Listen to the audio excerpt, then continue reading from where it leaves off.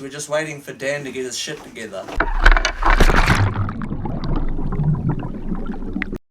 Right, welcome back everybody. This is the very first video podcast I've done. It's been a long time coming, long time promised. We're really winging it here on the setup today. We've got cameras everywhere, no proper audio gear. We're on a deck in Northland.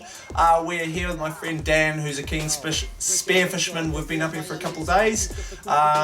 We'll get straight into it with Dan telling us who he is. Yeah, thank you very much. My name's Daniel Byrne. I'm from San Diego, California. I decided I want to take an around-the-world spearfishing tour with New Zealand as my first drop-off here. It was supposed to only be 3 months out of a 6-month tour, but things got kind of good. Speared some big fish, got some big kingies, got some more big kingies, and then some more big kingies. I came here for the kingfish for sure. Being that in California we have yellowtail, which is almost identical, just a slight gene difference, very, very slight.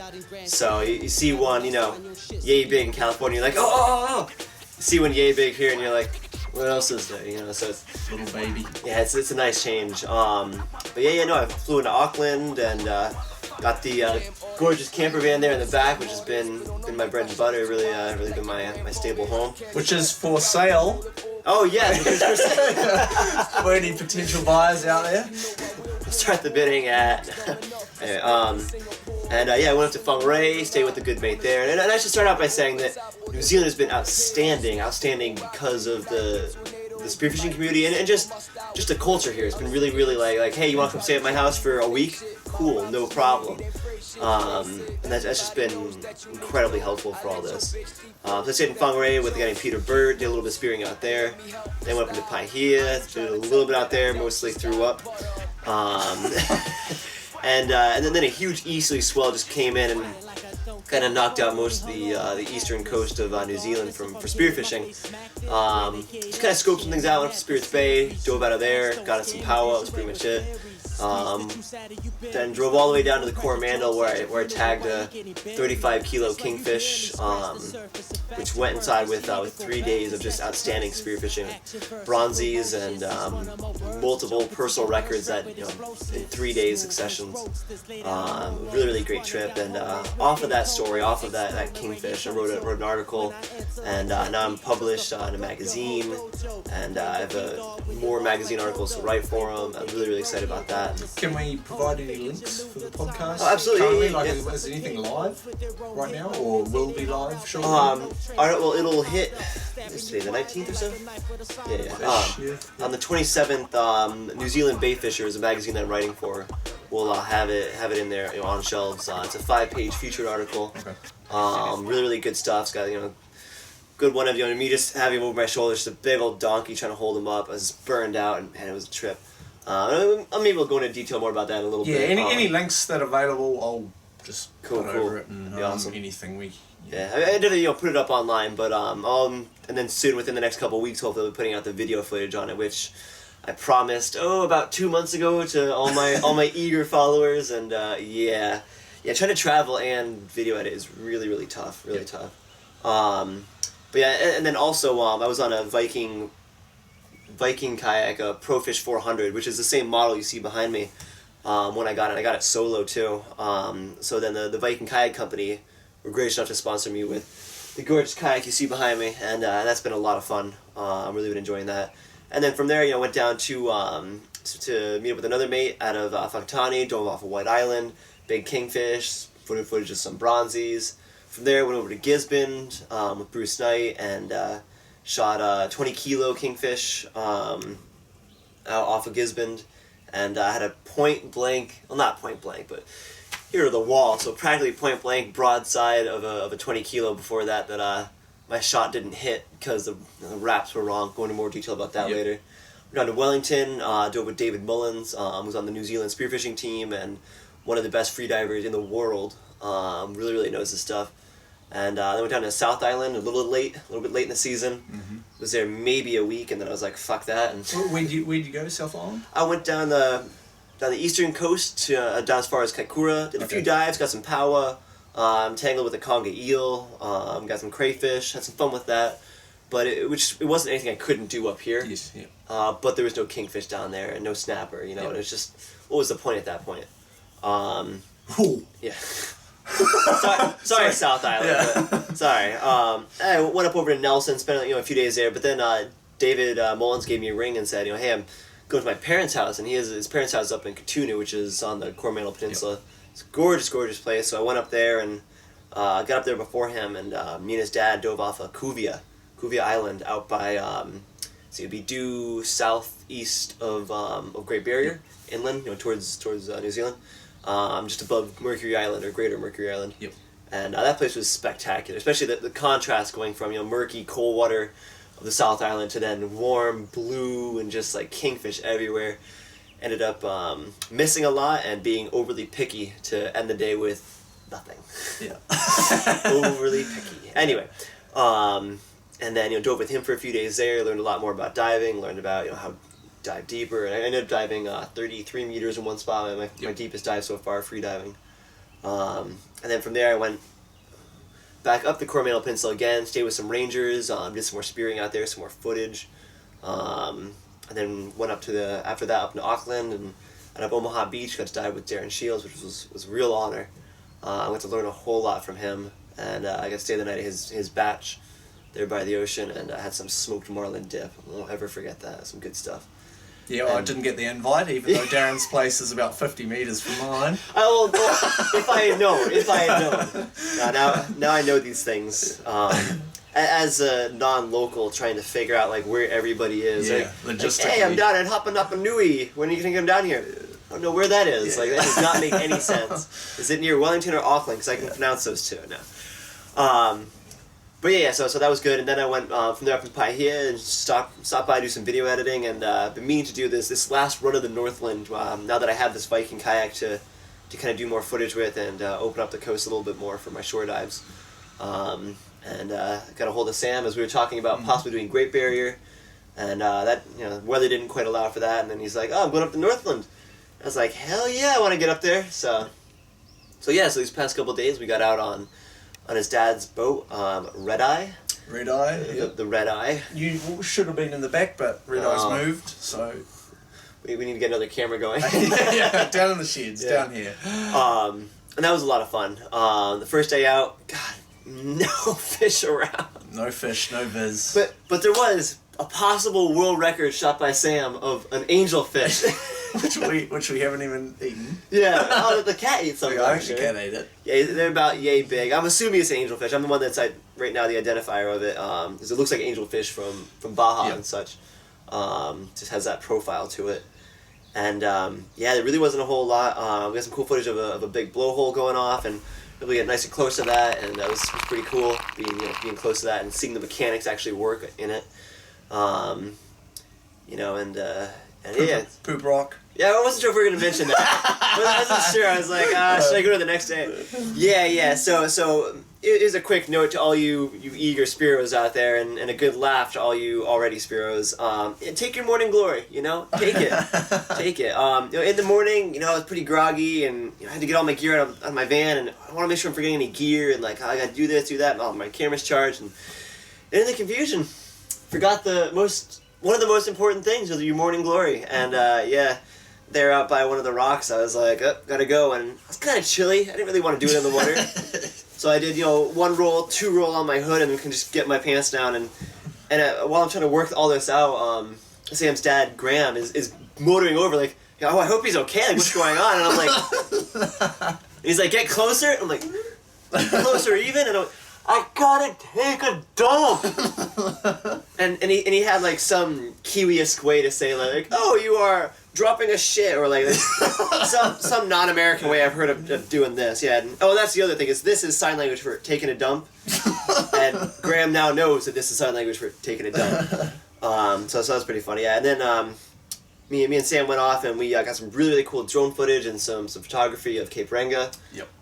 That place was absolutely gorgeous as always. And Cape Renga, for those of you that don't know, is considered to be, it's not technically the most northern point of New Zealand, but it's the most northern accessible point of New Zealand. It's off by like a couple hundred latitude or longitude. Yeah, I don't even know how much it is. Not by much.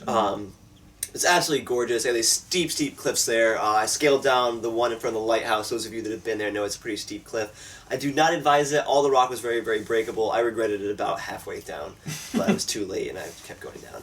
Cool spot though. All of it around there's cool, really cool hiking. And then from there we went over and we got some sandboarding footage and did some sand. It was my first time sandboarding. That was fun. Got a good leg workout going up straight up those sand dunes.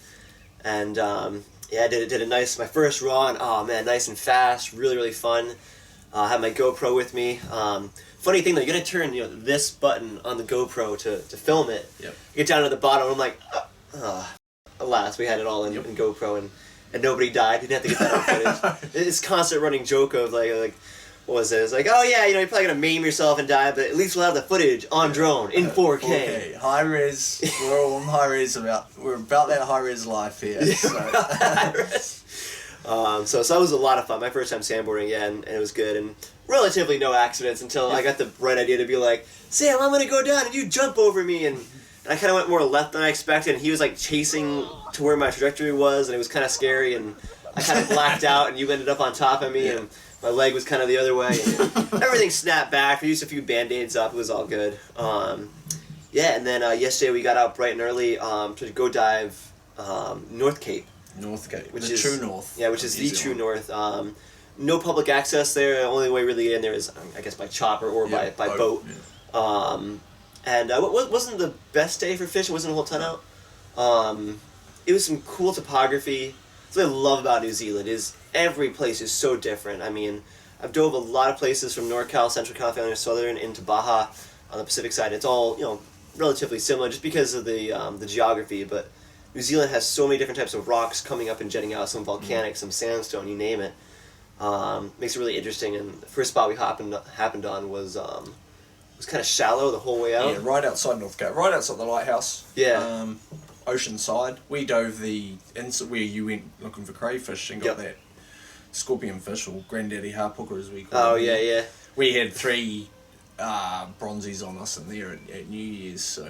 Oh, really? Yeah, little ones. But, I thought you were going to say that day, you just didn't feel like telling me. No. And then, I mean, we had our dad and Mark caught 2 bronzies out there yesterday, so they're obviously around. I didn't see one, but... It's cool to get footage of, though, and as long as you go at them, they seem to want to bugger off. Yeah. Which is good. But yeah, no, I was happy after a little bit of trial and error, working at setting up a burley, which is it's not a thing you do in the U.S. And it's a thing I will try to do when I get back to the U.S. Some people do it for certain fish, but most of the fish don't quite respond to a burley like they do here, like the snapper does. And otherwise, you just really don't see a snapper. It's got to be a serious fluke. It's got to be a 1 in a million. Especially see a good sized one. So it's cool. It's like you're working towards seeing a fish you've never seen, which. For guys like us who spend hundreds of hours in just the ocean off of New Zealand alone, I mean, it's cool seeing a fish like that, And I had a really, really good spot, a lot of fish, a lot of activity. Took a rock, just smashed up probably 100 kinna down there. Feeding frenzy kind of ensued and I got away. I came back a little bit on the wrong side of my burley. Had a hard time tracking exactly where the burley was because it wasn't close enough to any rock sticking out. So I ended up going over it and spooking off probably about a 7 or 8 pound kingfish, or 7 or 8 pound snapper, thank you. So I was a little frustrated myself, smashed up some more kinna. Maybe they'll come back. Went off and came back. And I had a pretty good dive over the cliff, over the edge, was grabbing onto some kelp, and he was there just feeding hard and moving. It looked like he was really, kind of controlling the zone because he was the biggest, most aggressive fish there. And I figured he was about 7 pounds as well, so it could have been the same one. And I was trying to line up my shot, and I had my head mount on my head GoPro, and I didn't want to risk putting my head up and letting go of the kelp to take turn the footage on, which was too bad. It was some interesting shots of me trying to work out where he was. And there was quite a bit of swell moving too, so it wasn't you had to time it dead steady on the rocks. I was grabbing a lot of kelp to hold on to that, and I ended up it was good. I ended up buying my time and just waiting, and it had to be like 5 seconds, which is an eternity when you're lined up on the fish that you came there for, and you just worked hard for. But no, he ended up coming around to the side, and maybe he was looking at me, maybe he wasn't, but I popped a shot. Hit him dead center, not where I'd like to hit a fish, but when it's a fish that I'm not sure about if I'm going to get or not, I'll aim for dead center. I'll ruin a little bit of the meat for that. And so I was pretty happy. It was my first time actually working to get a snapper. Other times I've gotten it was just a fluke. And we got some butterfish and everything, parrotfish. Or pigfish, some people call them. Yeah. What the hell else do we get? We got butterfish. You got a coweye. Yeah, a couple of coweye. Oh yeah, yeah. And then we went around another spot, and I was supposed to be looking for crayfish, but I came into this ledge, and staring straight at me was a scorpion fish, a granddaddy hapaca, eastern red scorpion fish, I think is their proper name. And I was like, oh, so I pop up, and I was like, yeah, grab my spear gun. And I was like, I only need the spear, and I was like, just hand me the whole gun. So a bit of miscommunication, pretty much all on my part for that one. Yeah, it was kind of funny. But anyway, I ended up handing me the gun and didn't have to load it. Just took the bands underneath, just went down and just lanced straight into him. Something I've become pretty good at. Running a 120 centimeter gun with 2 bands, even with 1 band, it's just too much metal and too much power to be putting a shot on a fish that's sitting on a rock like that. And they're so confident that they will stay there when you go to come down and put a stab into them. And it's fun. It's a hell of a lot of fun. And yeah, he put up a good thrash, and took the spear out of my close shack, and it was cool. But I would say between the snapper was pretty cool yesterday. Seeing the bronzy, Sam's dad kept one of the bronzy, a smaller one, about yay big. Yep. And they cut the head off, gutted it, and finned it. Iced it. And then iced it straight away. Yeah, which is the best way you could possibly. I mean, anything really, Yeah. but definitely shark is a very, very temperamental from what I've heard. And they piss through their skin. Yeah. So if you do it wrong, you get flesh that's just soaked with ammonia. You have to soak it. I think in buttermilk is what they use to get that out. But anyway, that was kind of cool. I grabbed that, and there's this huge, basically like what's about to be a fillet. And it still had strength and was still moving, and it would move from one side. And it wasn't just nerve. I mean, it was just nerves. It wasn't just twitch though. It was hard moving one way and then hard moving the other, and you couldn't bend it back. And it was. And really this is cool. like picture a shark carcass with no head, fins, nothing. No like gut, just, no internals. Just flesh. Yeah, yeah. And it was Flesh and a still spine. there, yeah. That's it. Yeah. Flesh and a spine. And that was really cool. But I would say probably one of my favorite things about yesterday though was the ride out. Yep. After so many boat rides in New Zealand and hanging on and doing the fucking. Yeah, like I told you, it's been probably the worst year. Yeah, yeah. Weather-wise on the east. So. It's been, I've had a lot of fun, and I've used some pretty bad stuff, so I was still happy with what I've gotten here. But the boat ride out yesterday was so nice because it was just so smooth and calm, and the sun was coming up and kind of warming us up. I had on this plus a bathrobe, which Sam kind of gave me shit for in the beginning, and then the whole rest of the boat ride. Yeah. In shorts and no shoes. Bare feet. Man. One jumper. And it was funny, it was freezing the morning before. Yeah. I remember you said, you're like, I know. I just didn't think that it'd be this cold out. And I was like, but it was. Like, it was the whole morning. It was a good fun. I forgot it was winter. Yeah. Basically. Forgot I'm warm-blooded. But yeah, so that was what we did. And then this morning we woke up and did a little bit more footage. I got a time-lapse and got some drone footage. And I had to fly a drone for the first time. Yep. So a drone is now, for all you viewers that have me on your Christmas list, which you should, it's next on the list for me. You could start a fun GoFundMe page or something. I don't think I'd do that. I mean... I'll start on. if I need something, I'll go do it. But other than that, well, I don't know. Maybe people really like my stuff, because I'd be able to get some cool stuff. But yeah, I've got maybe another 3 weeks left here in New Zealand, I figure. I've got a visa for another 45 days. I extended it, so I got a little more time. And then I'm planning to head over to Eastern Australia, into Sydney, and try to get some trouble up and down the coast there, try to meet some people, or talk online, try to get some things. And I'm looking forward to that, because there'll still be kingfish out there. Mm-hmm. It'll be kind of fun, chasing the kingfish yet again. Yep. And then after talking to Jackson Shield, Darren Shield's son, and a few other people, they've recommended me to go to Western Australia. So I think I'll head there and try to get some stuff there, and maybe bounce over to Indo, if not up to Japan, just to kind of see Japan real quick for a week tops probably. I plan on flying over to Europe, try to do some diving out of Norway is where I'd most like to go. Mm-hmm. Cold water that I'm used to. During the summertime, my 5mm suit would be able to handle that no problem. Or I'd have one of my buddies mail me my 7mm suit back home. Be more than enough. I'd love to go after their halibut and some other stuff there. It should be a cool place for me. A little bit of a Euro tour I'm planning then, and get into Greece and Italy and do some diving in the Med there. Still kind of leaving the trip open to some opportunities. I think that's really important. Yeah, flexible. I think if I had actually planned this trip out to any sort, it would not have gone off as well. And I think it went off very well. I have so much footage I need to put together, a headache full of footage, terabytes, and pictures. And and then after Europe, Gonna hop a flight over to the East Coast, maybe do a little bit of spearing in Florida, go up into New England and Connecticut, upstate New York, see some family, then head back to San Diego, and then check that off the box. That'll be once around the world. I'm going west, and I don't know, maybe I'll go north after that or south after that. Yep. plans for the future after that. Yeah, when's that? Like, what's the time frame on? That's an excellent 6 months question. or a year or? It was originally supposed to be a 6-month trip. All the way. Yeah, all the way from San Diego back around to San Diego. The math never made sense back then, though. When I was like, oh, a month here, a month there, a month here, and then my friends look at me like that's like 8 or 9, like that's not even 6. And I was like, yeah, I know, it'll work itself out. Yeah, no, I mean I've got good homebodies back at my house in San Diego, holding down the fort. So I don't have to be back, which is good. But I would like to be back. I would like this trip to be 8 months. Is what I would like now. Yep. But say I go to Eastern Western Australia and it just doesn't pan out. Yep. It's great. I go to the next one. And maybe I do end up going back to San Diego in 6 months. Yep. I have that option, which is really good. I found myself in a really, really great position. A lot of people have been very, very jealous. Yes. that I've been able to get out here and get all this on, which has been good. So yeah. And then when I do get back to the States, tentative plans to do a U.S. tour.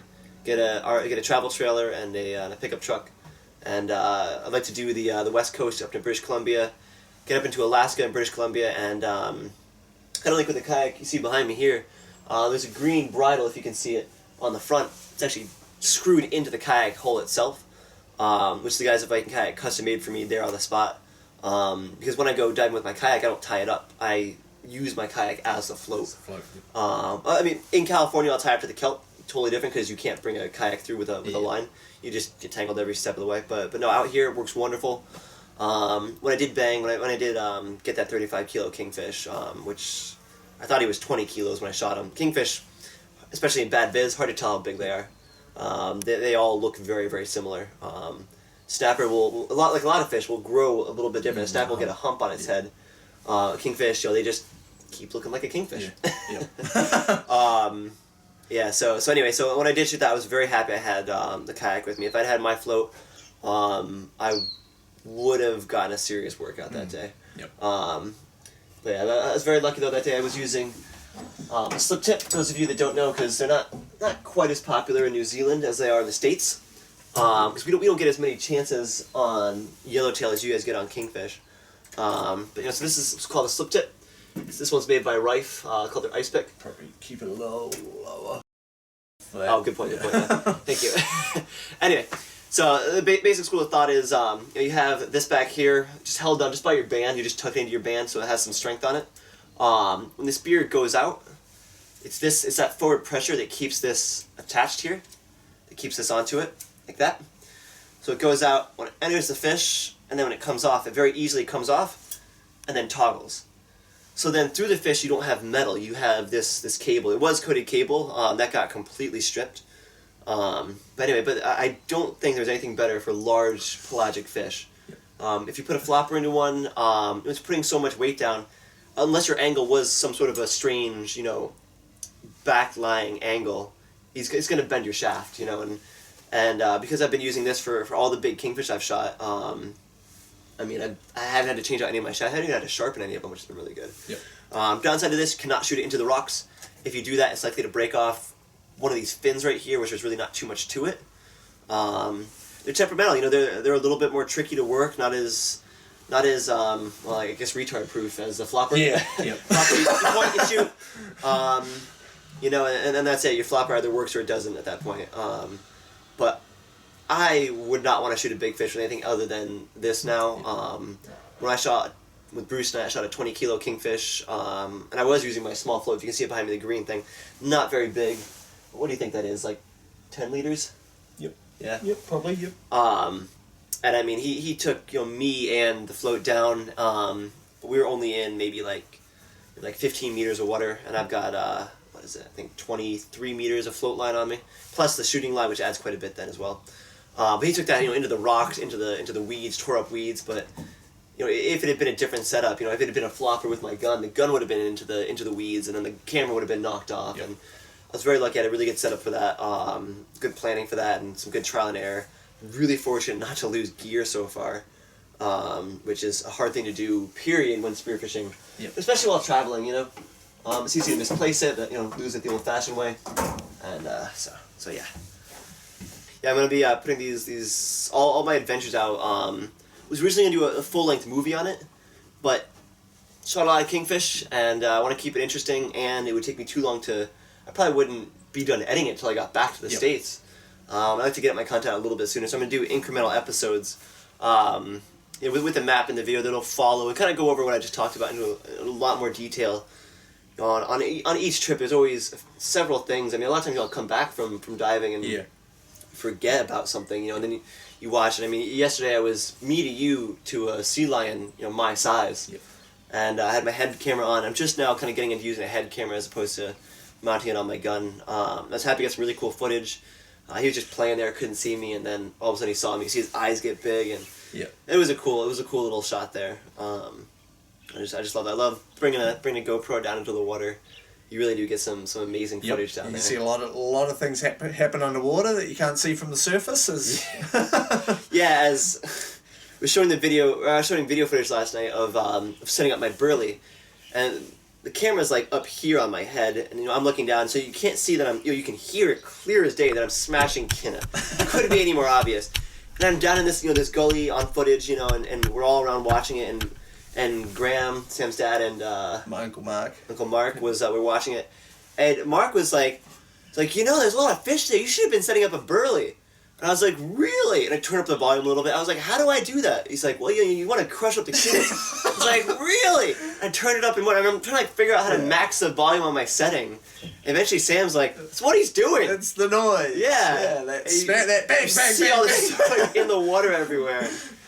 Yeah, it's kind of funny though. I mean, it's an old school train of thought. You know, they haven't spent time underneath the water. Yeah. And it is a different world, and to spend so much time above the water not knowing what's underneath it, I can't imagine. Yeah. There's too much really going on underneath there. Yeah, well, I think that'll. We've been rolling for about half an hour. I think that's probably long enough, probably for the viewers. As we did mention, the van is for sale, and I'll be linking your social media, Facebook page, Instagram. Yeah, I do everything YouTube through. channel. I don't know if the sun's letting it be seen here. Everything through Adventureman Dan. I've got a Facebook, Instagram, and YouTube channel as well. Check them all out, but definitely check out the YouTube channel. That's where I put the videos. That's where I put the good content. I have a short attention span for, or not short enough of an attention span for Instagram, you know. But try to get out what I can for that. But no, I mean I try to pride myself on the videos that I put out. And I think that gives the truest reflection about the ocean. Yes, sure. And that's really what I like to give. You know, I mean. One day maybe this ocean may not be here for us. Yep. We may mess it up. We may not. I'm hoping we don't. Yep. I think we had a good chance to get smart and not do it. I don't want to be one of those negative Nancys. No. But yeah, there really is some cool stuff. I've gotten some cool footage. And in these upcoming videos, I'm going to be talking a little bit more and kind of podcasting a little bit more.